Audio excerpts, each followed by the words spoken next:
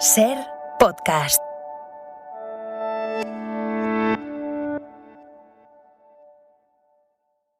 La policía y la Guardia Civil nos han pedido que no demos el nombre real de quien protagoniza este relato, ni demasiados detalles del entramado en el que estuvo metido. Peligra su seguridad y se complicarían también investigaciones y operaciones que están en marcha. Por eso hemos alterado también la voz de alguien a quien llamaremos a partir de ahora Alejandro. El contexto ritualístico en el que se hace esto, se junta toda la orden, se hace un juramento de sangre delante de todos ellos, jurando tu eternidad, todas tus eternidades, al dominio espiritual y al trabajo con la orden, ¿no? Es realmente, para mí fue una de las iniciaciones más difíciles de hacer. Ellos te cortan en la mano y con una pluma tienes que coger tu sangre y escribir en un papiro y es como una impresión un golpe psicológico muy fuerte, ¿no? A partir de este juramento de sangre es cuando tú ya eres un miembro de pleno derecho, digamos, ¿no? Y es cuando tú ya empiezas a aprender los distintos contextos ritualísticos y las distintas herramientas mágicas que la orden usa para sus trabajos.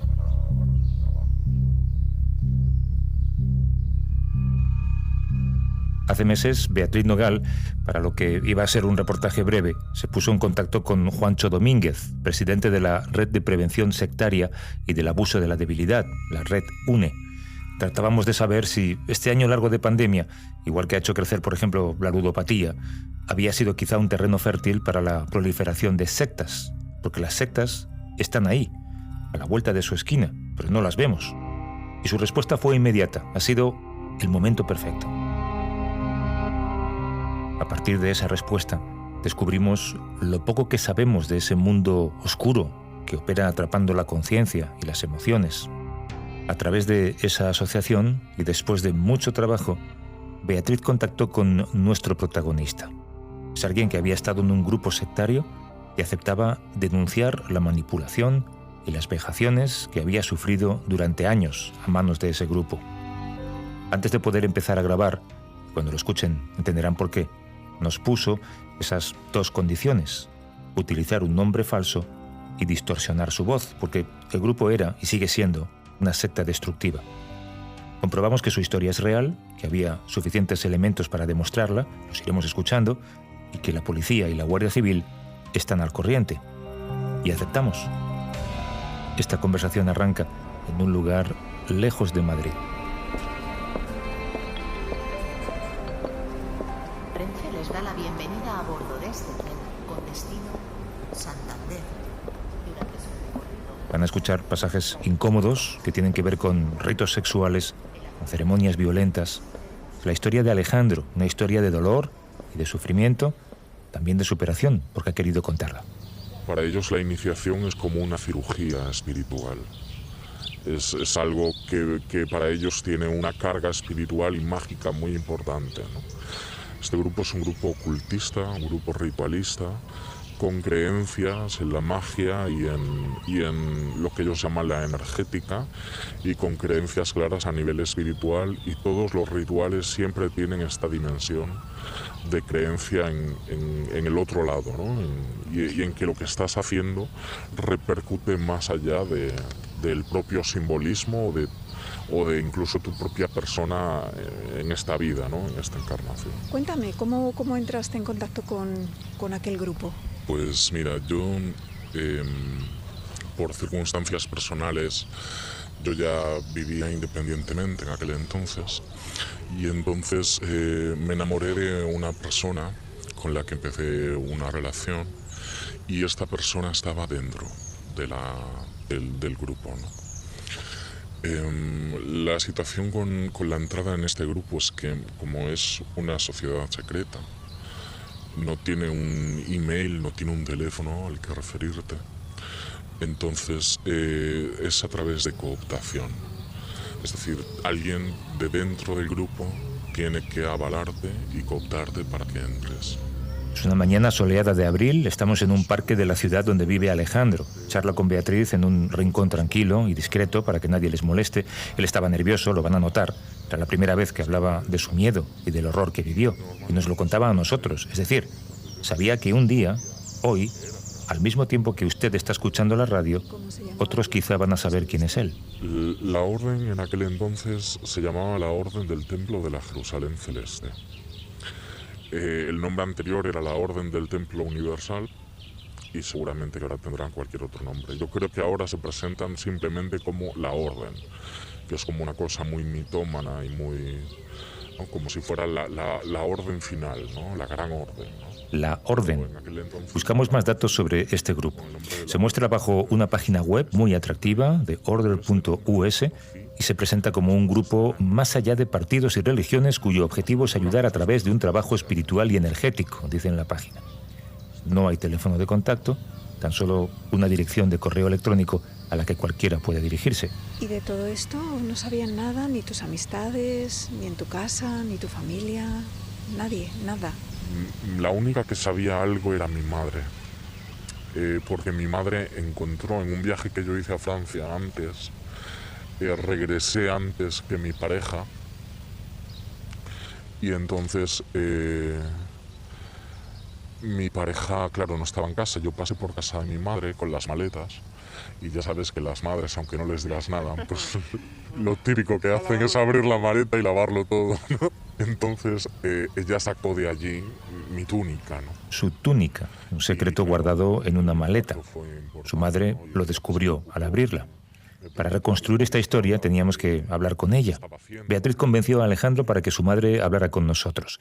El trabajo de un periodista muchas veces tiene que ver más con las emociones que con las exclusivas. Y así pudimos avanzar. Queda con ella en una cafetería situada en una zona céntrica de la ciudad para intentar comprender mejor lo ocurrido. Nadie se daba cuenta de lo que estaba pasando con Alejandro. Bueno, fue a cuestión de tiempo, es decir, empecé a notar cosas en él, como que se iba distanciando más de la familia. Encontré una pareja que compartía sus creencias, lo que ellos hacían, y entonces a raíz de ahí fue cuando empecé a sospechar. Cuando ya me aseguré un poquito, al 100% casi, fue un día que había ido de viaje a Sevilla y a la vuelta pasó por casa. Tenía sus maletas y me dijo: mamá, ¿me lavas la ropa, por favor? Cosas que hacen las madres a veces. Y entonces, al sacar de la ropa de allí, encontré un montón de cosas extrañas. Había túnicas, eran blancas, tenían como si fuera un cuadrado grande en el pecho, en color dorado y rojo, con una flor dibujada, era rosa. Entonces yo al principio, bueno, lo dejé aparte, seguí quitando su ropa y entre la ropa encontré un tarot, encontré cosas, bueno, de este estilo. Entonces lo llamé y le dije: ¿qué es esto? Entonces me dijo: nada, le quitaba importancia. Sí le dije que lo primero que pensé fue: tú no estás metido en una secta. Y entonces me dijo: no, mamá, esto no es ninguna secta y tal. Entonces, bueno, ahí fue donde yo ya empecé a hilar un poquito. Alejandro, en efecto, pertenecía a una secta. ¿Todas las sectas son grupos coercitivos? Más adecuado, yo creo que, bueno, para empezar, secta ya tiene unas connotaciones negativas, pero realmente no tendría por qué, porque es cual de disgregación, digamos, de grupos originales, ¿no? Pero realmente nosotros preferimos hablar de sectas destructivas, atendiendo a los métodos de captación y control de las personas. Quien habla es la inspectora jefe experta en sectas de la Policía Nacional. Estamos en su despacho, en el complejo policial de Canillas de Hortaleza, en Madrid. ¿Y qué es una secta destructiva? Pues bueno, sectas destructivas, realmente lo que a nosotros nos interesa o atendemos es a los métodos, como decía, de captación y control de las personas, pues esas técnicas de manipulación ambiental que dirigen a los, digamos, cuando están haciendo esas labores proselitistas, buscando una debilitación física de la persona, pues a través del aislamiento, de control del sueño, control de la alimentación y muchas otras, que digamos que lleve a una debilitación psicológica y que sea más fácil pues bueno, ejercitar labores de persuasión tanto cognitiva como emocional. Buscan la debilitación física de sus miembros para poder manipularles, algo que Alejandro había explicado a Beatriz. Él lo sufrió. La manipulación está en la base de las prácticas que suelen utilizar. Yo, la primera iniciación en la que me di cuenta de que pasaba algo raro fue una iniciación para la que me llamaron y me citaron en un sitio de Madrid sin decirme a dónde íbamos a ir. Y me metieron en una furgoneta con mucha otra gente y me llevaron a un sitio de la sierra, perdido de la mano de Dios, a 30 kilómetros de cualquier cosa, donde nos metieron en una habitación durante 2 semanas con las ventanas cerradas, sin poder ver la luz del sol, sin saber qué hora del día era, y nos hacían dormir 4 horas, despertar 4 horas, luego lo cambiaban y nos hacían dormir 8 y despertar 2, y lo volvían a cambiar y nos hacían dormir 2 y despertar 6, y empezaban a romper los ciclos del sueño. No te dejen comer, esta es otra. Fueron 2 semanas donde tomábamos agua solamente con azúcar.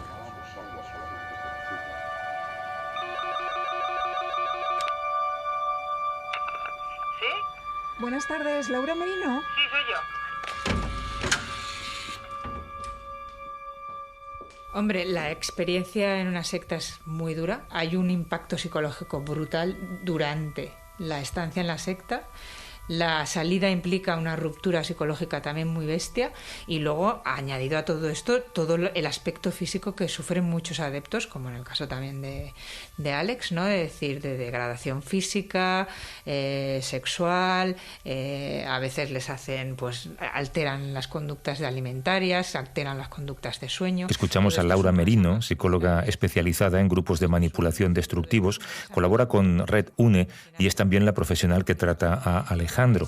Ahí reside la peligrosidad de este tipo de sectas. Utilizan cualquier método posible, algunos moralmente inimaginables, para debilitar la autonomía personal de los adeptos.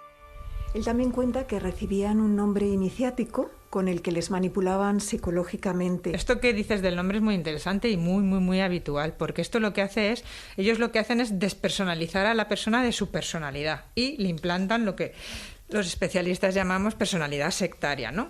Es como una nueva identidad con la que yo me he de comprometer a muerte, como aquel que dice, y que funciona de otra manera. El apego significan unas cosas, pero hasta yo tengo otro nombre, porque yo soy otra persona. Y es muy fácil el hecho, el cambiarle el nombre no es lo que le despersonaliza, son un montón de detalles, entre ellos el nombre. No te dejo ni tu nombre para que tú no conectes con tu vida. No sé qué debe de hacer clic en tu cabeza al cabo de los años, que te acabas convirtiendo en quien no eres realmente. Y yo esto te lo comentaba porque recuerdo, ¿no?, algunos de mis compañeros que eso, que acababan mostrando agresividad, acababan mostrando... Y recuerdo a las mujeres que formaban parte de la cripta a la que yo iba, que acababan adquiriendo un rol de pasividad y de sumisión y de realmente como de aceptación, ¿no?, del tratamiento tan denigrante que acababan dando los dirigentes de la cripta y del templo, ¿no? Es que sí, era una situación de manipulación psicológica colectiva, ¿no?, totalmente. La cripta. ¿Qué quería decir Alejandro con la cripta?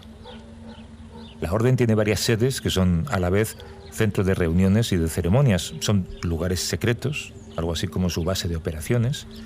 Poco a poco nos iba proporcionando más datos para entender el entramado organizativo del grupo. Ellos tienen templos, que ellos los llaman criptas, esparcidas por toda la península. Que yo sepa, tienen en Barcelona, en Madrid, en Lanzarote, en Palma de Canarias, En Galicia, tienen en Santiago de Compostela, tienen en Salamanca, tienen en un montón de sitios a lo largo de la geografía, en el País Vasco también.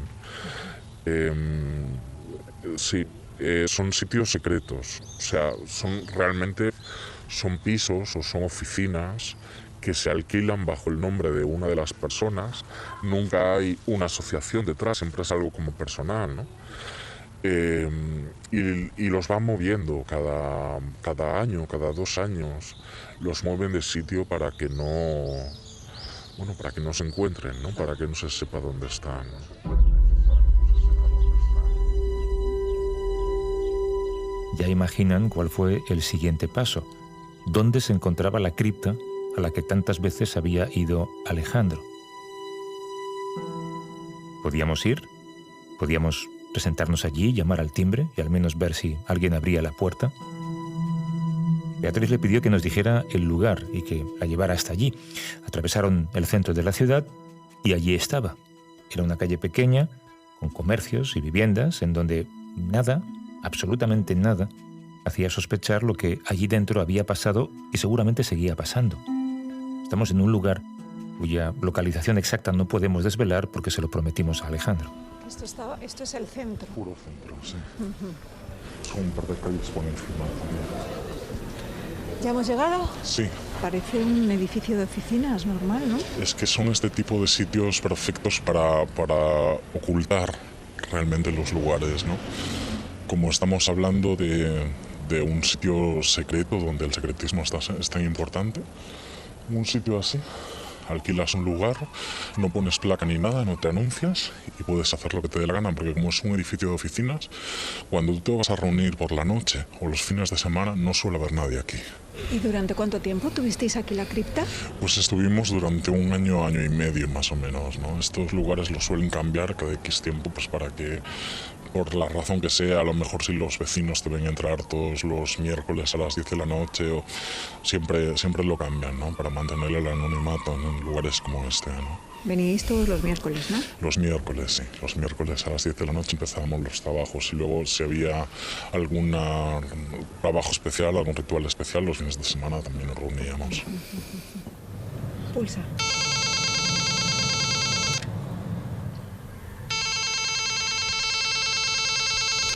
No hay nadie. Me temo que no. Detrás de un edificio de oficinas cualquiera, de una aparente normalidad, se esconde una secta destructiva, y en esa cripta celebraban sus ceremonias una vez a la semana, los miércoles por la noche. Este tipo de grupos normalmente operan en la más absoluta oscuridad y juegan al escondite. Ahora les vamos a explicar cómo. El secretismo, como te digo, juega un papel muy importante aquí. Es algo que te hacen muchísimo hincapié desde el principio. Básicamente porque realmente son grupos que en Francia están buscados por la policía, ¿no? Y yo era algo que escuchaba constantemente dentro, ¿no? Hay que guardar secreto, sobre todo lo que hacemos. No se lo puedes contar a tu familia, no se lo puedes contar a tus amigos. Porque si lo contabas, ¿había represalias? Pues, a ver, había presión de grupo, evidentemente, ¿no? Estos grupos coercitivos, digamos que, pues bueno, a través de las distintas técnicas que utilizan, digamos lo que van a buscar es el control de la personalidad y anular el discernimiento, la voluntad de la persona, de manera que a partir de ahí la pueden estar utilizando, valga la expresión, como una herramienta para satisfacer sus propios intereses. Y van a desarrollar una serie de actividades que, digamos que si no existiera esa voluntad o esa voluntad viciada, efectivamente podrían ser ilícitos penales, pues ya sea a nivel de abusos sexuales o al nivel de desarrollo de actividades laborales no remuneradas, estafas, estrategias de presión, de control y de manipulación, como las que vivió Alejandro. Muchas rozaron lo inhumano. Hacían representaciones mágico-simbólicas de diferentes situaciones. Por ejemplo, una de las que más me caló, de las que más me golpeó, es una en la que te meten en un ataúd y te cierran la puerta y golpean con un mazo como si estuvieran clavando los clavos, como si estuvieran cerrando la puerta, para que tú revivas las muertes de tus encarnaciones pasadas. Yo esa noche, cuando nos dejaron dormir, me desperté gritando del impacto psicológico que eso tuvo en mí. Yo recuerdo que escuchaba como golpeaban el ataúd y necesité levantar la tapa para cerciorarme de que no estaba cerrado. Porque yo no sabía dónde estaba. Nadie sabía dónde estaba. Como estas iniciaciones son secretas y yo no le podía contar nada a mi pareja no sabía dónde estaba. Realmente tuve miedo en ese momento, ¿no? De decir, aquí me puede pasar cualquier cosa. Fue terrible, terrible, terrible.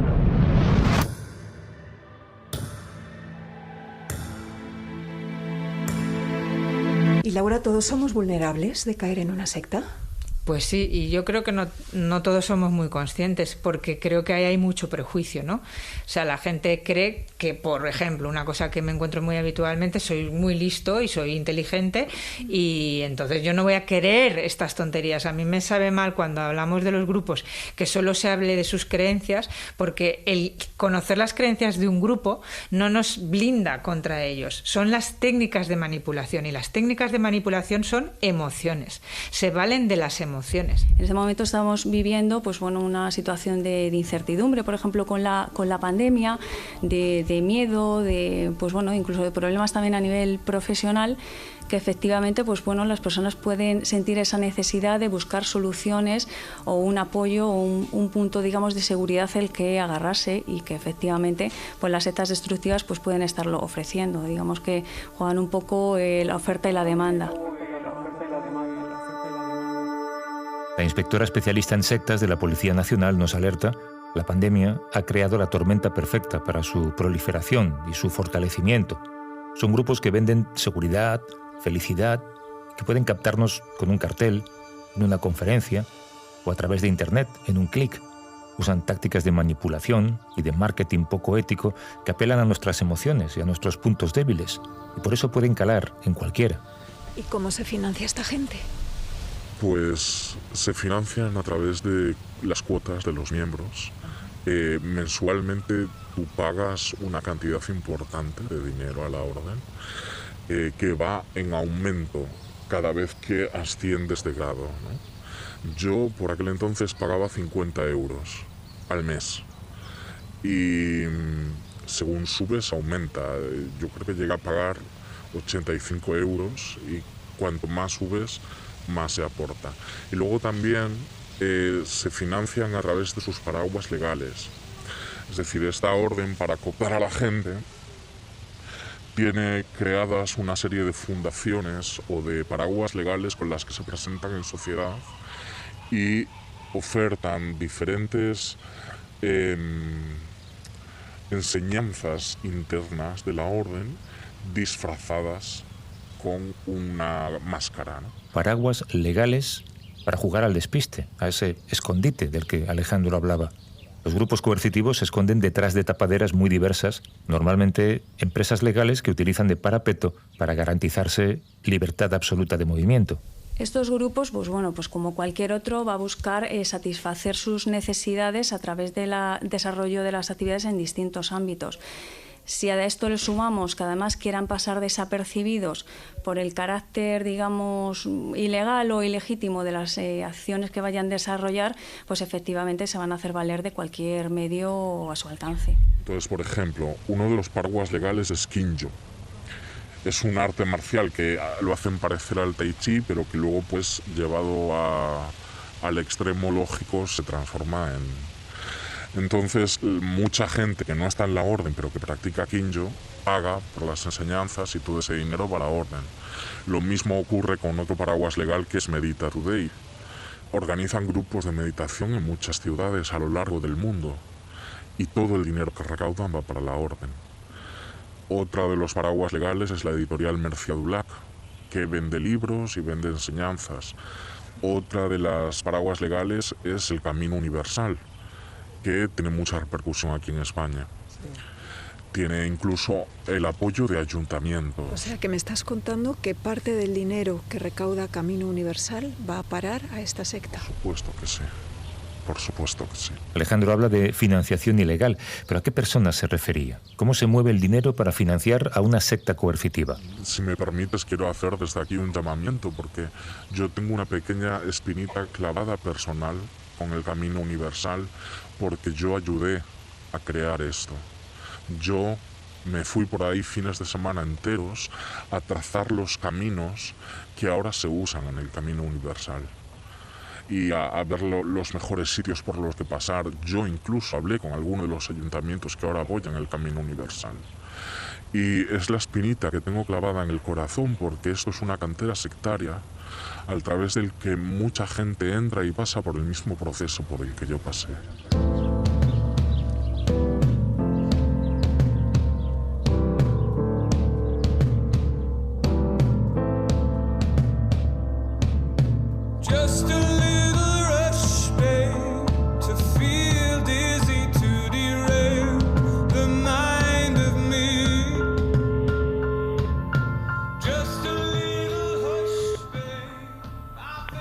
Sí, dígame.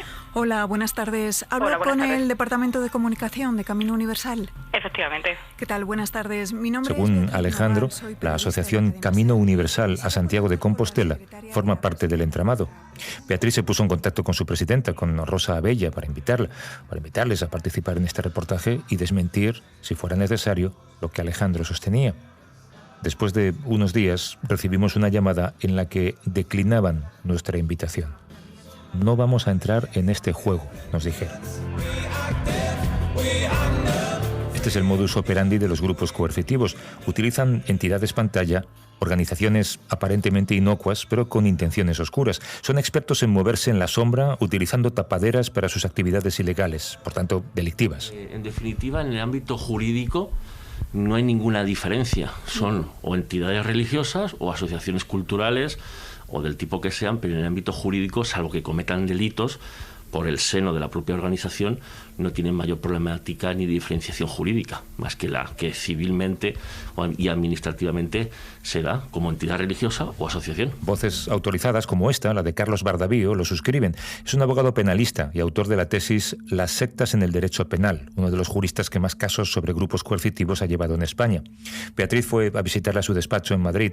Carlos le explicó la impunidad con la que saben moverse y también la necesidad de tipificar el delito de persuasión coercitiva. Claro, la cuestión no es tanto qué te hacen creer, porque eso está dentro de la libertad de conciencia. Libertad religiosa, libertad ideológica, es decir, cada uno puede creer en lo que quiera. El problema es cómo te lo hacen creer. Si te lo hacen creer coactivamente. Esa es la problemática. Y a través de esa coacción psicológica, también social, ambiental, laboral, familiar, se llega a mermar precisamente todas las facetas de la propia víctima. Es decir, la víctima llega a perder la voluntad no solo en cuanto a los temas o la doctrina religiosa, sino en todas las facetas de la vida. Es decir, en qué hacer y cómo hacerlo. Entonces no es tanto una cuestión de en qué creer o qué te tienes que creer o qué te dicen que tienes que creer, sino en cómo te hacen que creas algo. Ese cómo, si es coactivo, entonces ya es un delito. ¿Se acuerdan de la presión de grupo de la que Alejandro nos hablaba? Seamos sinceros con el lenguaje. Aquella presión podía mostrarse de muchas maneras, en forma de amenazas, de chantajes o cualquier otro tipo de manifestación violenta. Aquella presión era coacción. Y esa coacción, según los juristas, es un delito. Claro, la orden, además de hacer mucho hincapié en encarnar tu nombre a través de tus chakras, también hace mucho hincapié en que los hombres encarnen una masculinidad como muy arquetípica, ¿no? El típico hombre macho, ¿no? Y que las mujeres encarnen una feminidad muy arquetípica también, la típica mujer bastante pasiva, bastante sumisa, ¿no? Bastante femenina, ¿no? Detrás de esto hay una razón que yo descubrí más tarde, pero no hizo falta descubrir esa razón para empezar a sufrir los problemas que esto provocó en mi vida diaria. Porque además de eso, me hicieron ser un hombre que yo no era. Le hicieron ser un hombre que no era. Lo mismo le ocurrió al resto de compañeros. Las sectas funcionan igual que una droga, te transforman. Y en la orden también ocurría. Se obligaban a seguir patrones de conducta. Luego entenderemos por qué. Esto yo lo vi en los compañeros que yo tenía a mi alrededor en la orden en aquel entonces, que se habían transformado todos en unos gallos de corral, constantemente peleando por todo. Sí, no es broma, ¿eh? Yo recuerdo discusiones dentro de la cripta por ver quién llevaba el trabajo, pero discusiones de decir, es que estos se van a partir la cara aquí. Ese era el tipo de ambiente que se respiraba ahí dentro. Era algo cercano a la histeria colectiva, por momentos, ¿no? Y esto era la cotidianidad del trabajo de la orden, ¿no? Era una cosa, pues ya te digo, muy tóxica, ¿no? ¿Cuántas veces no ha justificado a alguien un comportamiento malo de su pareja? ¿No? ¿Por qué? Por ese amor, por esa necesidad de que lo quiero, venga, va, que se ha puesto nervioso. Funciona muy parecido también a lo que les pasa muchas veces a mujeres maltratadas, ¿no? Hasta que son capaces de romper esa barrera emocional y hacer valer su integridad física, ¿no? El adepto le pasa lo mismo, tiene que hacer valer su integridad psicológica y física, porque muchas veces también sufren malos tratos físicos. ¿Y cómo definirías la situación actual de la legislación respecto a las sectas en España? Pues confusa, muy confusa. Se intentó ya en 1995 con el Código Penal actual, entró en vigor un artículo, el 515.2, que criminaliza las asociaciones que utilicen la alteración o control de la personalidad, aunque sea para fines lícitos. ¿Qué sucede? Que esa terminología, alteración o control de la personalidad, es una terminología un tanto confusa, difusa, no está bien determinada en otro delito y por lo tanto hasta la fecha de hoy no ha sido nunca aplicado. O sea que podemos decir que la actual legislación favorece un poco la impunidad y el desarrollo de estos grupos, ¿no?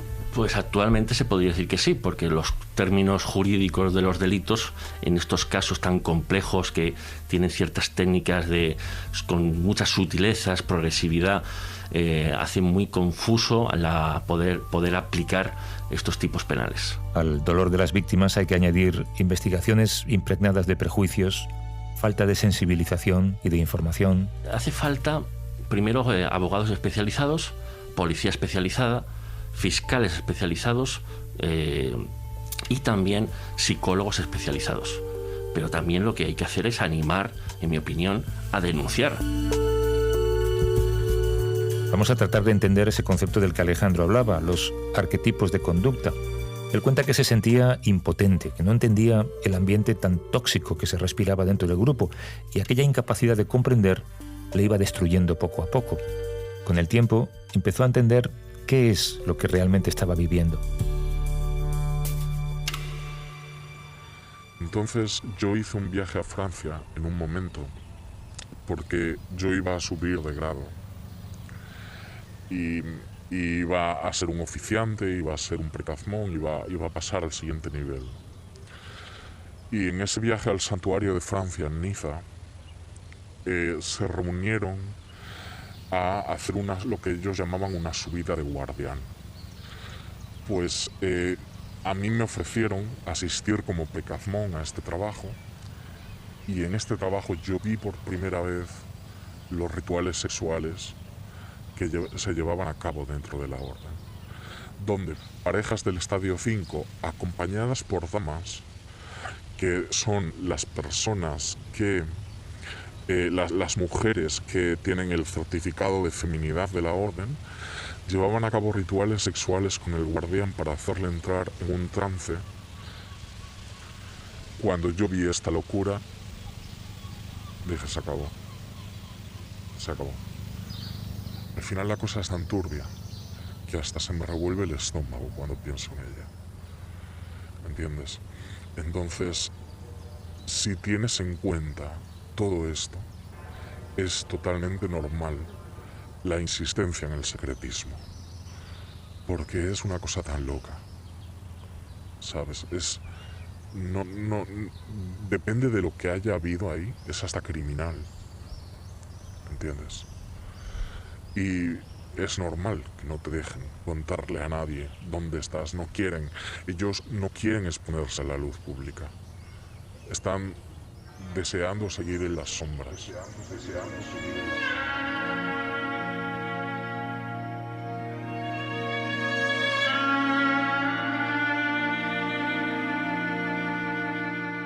Ha pasado algún tiempo desde que Alejandro entró en aquella secta. Era muy joven, tenía ganas de vivir de otra manera, buscaba una espiritualidad, se enamoró y empezó una relación con una persona que ya estaba dentro. Al principio fue la novedad o la sensación de que había encontrado un grupo que le acogía, que le protegía, que le entendía, pero con los años aquel juego se convirtió en su mayor tormento y en su mayor guerra interior, en una experiencia que le llevó casi al abismo. El proceso de ruptura que sufre la persona que ha sido convencida es muy duro y muy difícil, es muy emocional, es que todos tus cimientos de creencias de golpe van contra ti y además llamándote tonto un poco, ¿no? Es decir, eso es la lucha más dura interna que tiene el adepto, ¿no? Es que tiene que casi aceptar que ha sido engañado para luego decir, bueno, pues me aparto, ¿no? Y aceptar que uno ha sido engañado. Todo comienza con la seducción, con la atracción. Eso fue lo que hicieron con él. Así es como se acercan a sus víctimas. Alejandro comenzó a distanciarse de los amigos, de la familia. Dentro de la secta le decían que estaba evolucionando, hasta que su vida acabó perteneciéndoles. Pasó mucho tiempo hasta que se dio cuenta de que todo era una gran mentira y decidió salir. Entonces yo de la noche a la mañana lo perdí absolutamente todo.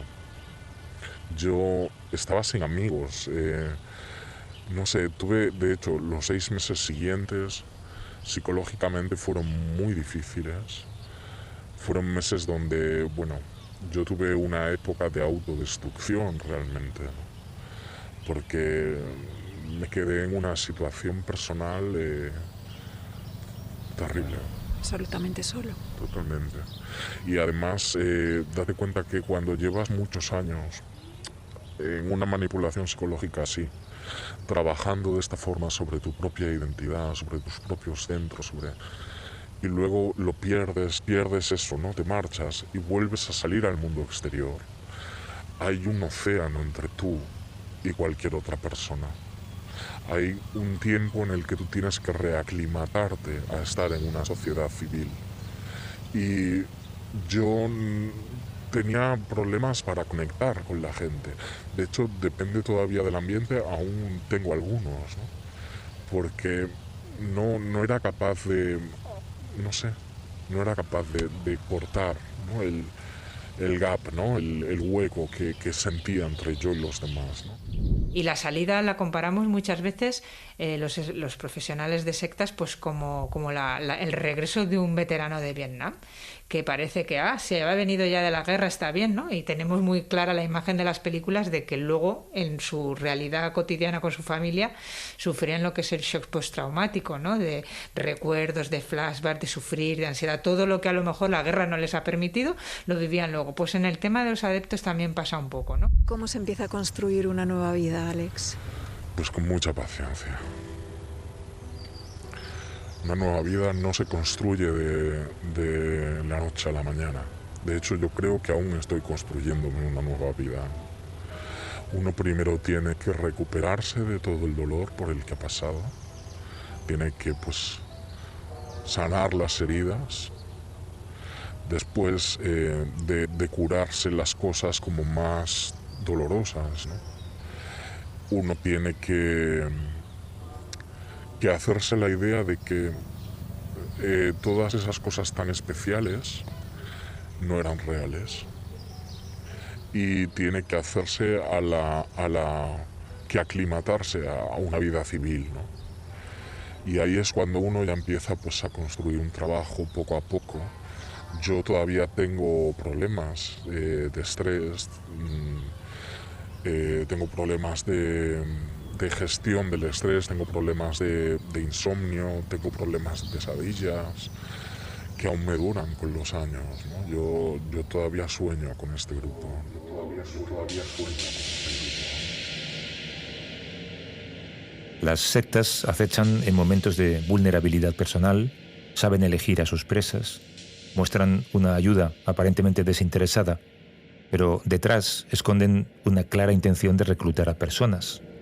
No hay cifras exactas, pero se calcula que en España pueden estar operando centenares de sectas. Lo curioso es que ahora han cambiado el perfil y el perfil, las sectas se nutren mucho más de abogados, psicólogos, periodistas, médicos. Hay algunas que solo tienen en sus filas personas universitarias y es como, ¿ves? Ahí nos demuestra la investigación que has hecho sobre el perfil de las personas que están en sectas que no es una cuestión de inteligencia, porque cada vez más el objetivo de los grupos es ese perfil competente. El infierno que viven las víctimas también lo sufren las familias. Recuerdan a la madre de Alejandro.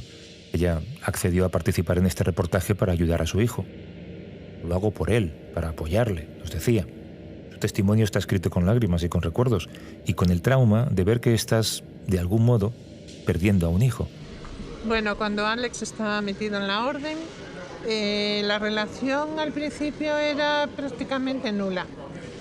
Él empezó a cortar con toda la familia, cortaba con nosotros, con la familia, con el vínculo nuestro de casa y bueno, ya te vuelvo a decir, es duro, es muy duro. Yo he pasado muchas noches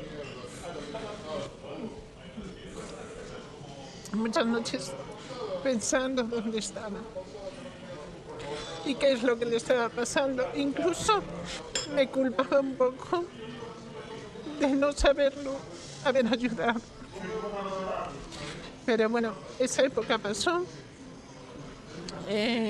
Alex salió, le queda un camino por hacer, pero la familia sobre todo pues quedó muy tocada. O sea, yo no sentía el rechazo que tú sientes, no es un rechazo como qué mal has hecho las cosas, estoy ahí por tu culpa, sino que es un rechazo a que algo lo está alejando de ti o del vínculo familiar, ¿no? Es decir, estoy ahí metido y a lo mejor tienen unas reglas, unas situaciones, algo que le impedía acercarse más a nosotros. Sí es cierto que bueno, con el tiempo la situación va cambiando, se van olvidando. Como madre se pasa muy mal, lloras mucho, te da la sensación de que están destruyendo a tu hijo. En España abundan sobre todo las sectas relacionadas con la salud, pero también las de corte esotérico. Todos nos imaginamos a un hombre vestido con una túnica blanca, pero eso está lejos de la realidad al principio. Las sectas han variado tanto que hasta una simple clase de meditación, una clase de yoga, puede esconder detrás comportamientos sectarios. La historia de Alejandro no es la única, son miles y miles las personas cuyas vidas se han visto truncadas a causa de estos grupos coercitivos. Las personas que han sido estafadas, las mujeres de las que han abusado. Beatriz localizó a 2 de esas víctimas que accedieron a contarnos esto a cambio de la garantía del anonimato. Entré a través de una amiga que me conocía, sabía que a mí me interesaba mucho el tema del feminismo y del empoderamiento de las mujeres y me dijo que conocía a este lama que siempre estaba hablando de esto, ¿no? Siempre estaba hablando del empoderamiento femenino. Quieren saber mucho de ti, ¿no? Quieren conocerte muy bien porque así tienen poder para poder manipularte mejor. Y él sabía mucho de mí, ¿no? Él sabía que yo confiaba en él plenamente, ¿no? Porque él tiene una máscara social absolutamente bien construida, es un empresario de éxito. Entonces, un día, después de haber hecho yo un retiro allá en el centro de retiros de un mes, en soledad, pues al salir me propuso darme una enseñanza sobre la práctica de la unión sexual.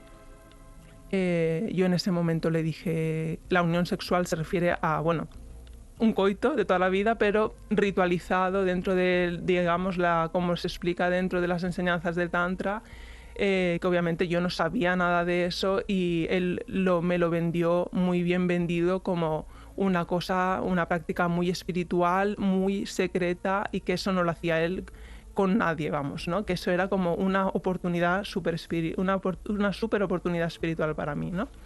Entonces le dije que no en ese primer momento porque tenía pareja y entonces lo dejé pasar. Me puse a llorar fatal porque me sentí muy mal de la propuesta, pero aún así pues dije que no. Semanas después, no contento con mi respuesta, parece ser, pues volvió a insistir, esta vez redoblando la apuesta.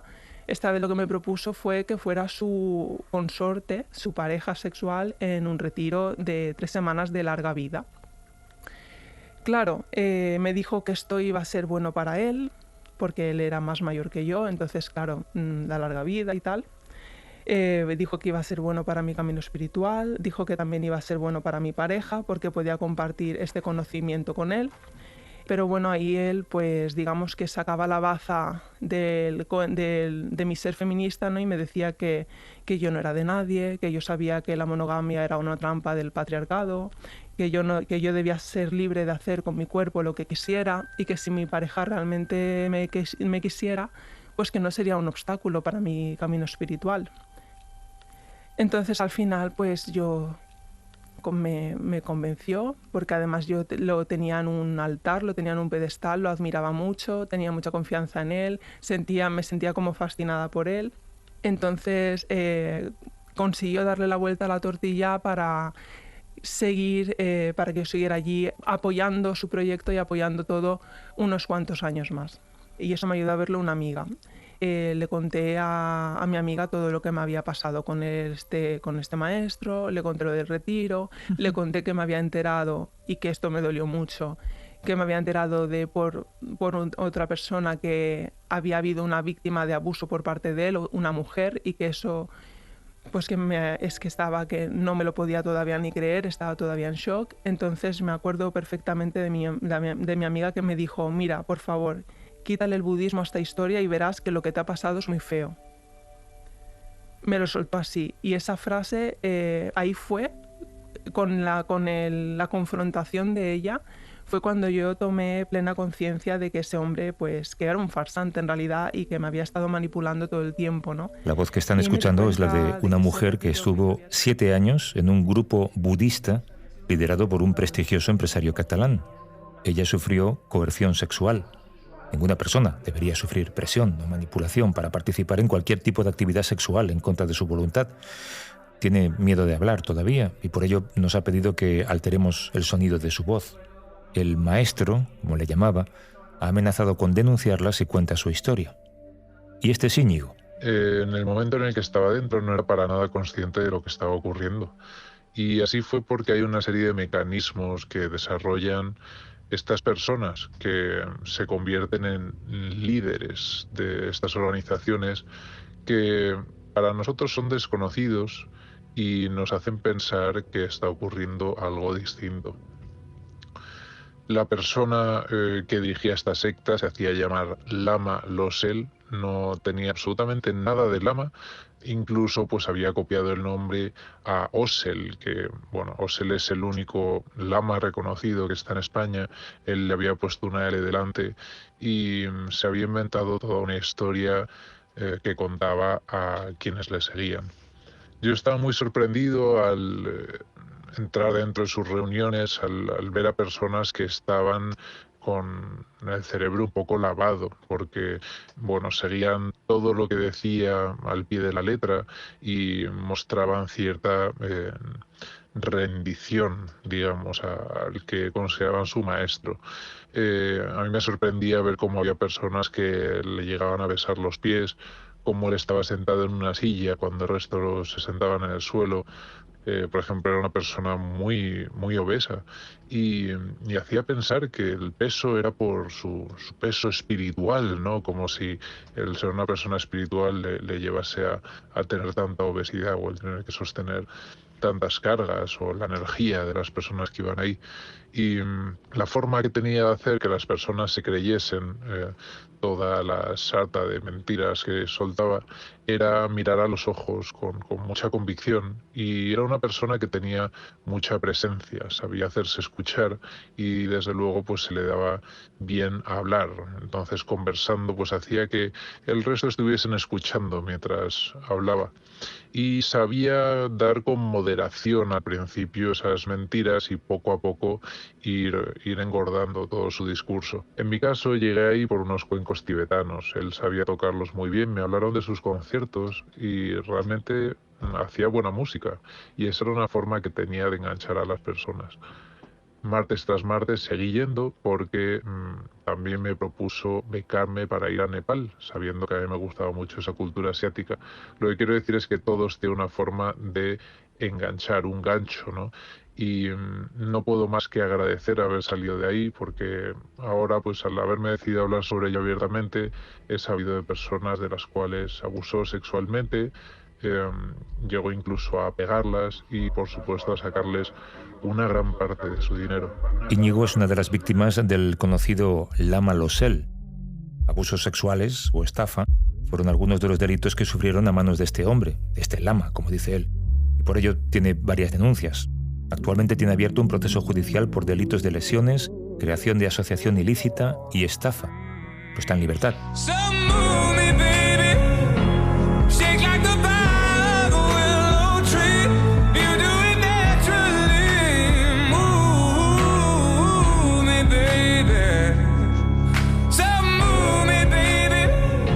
Las sectas coercitivas existen en España. Son una realidad camuflada tremendamente dañina. Pueden aparecer en la vida de cualquiera como una ayuda aparentemente desinteresada, como alguien que te tiende una mano, pero su única intención es reclutar a personas para beneficiarse de ellas. Y cualquiera puede caer en sus redes. La protección a las víctimas no está muy clara en nuestra legislación. Falta jurisprudencia. De ahí la importancia de visibilizarlas, de identificarlas, de conocer sus historias para despojarlas de prejuicios.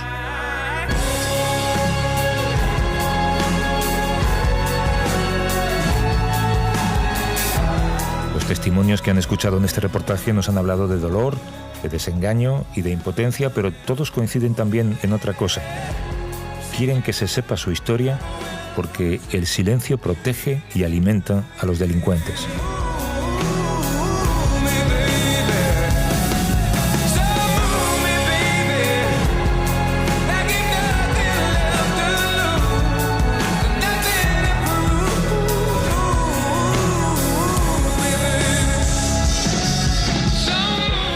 Les vendes tu alma realmente. Y a nivel del tiempo que pasas allí, la entrega es tan absoluta, la manipulación que tienen, el dominio que tienen sobre ti es tan claro, el dinero que inviertes en todo ello, las cosas que donas, las cosas que das, ellos te lo sacan todo. Te sacan el trabajo, el dinero, el tiempo y la vida también, si te descuidas. Así es.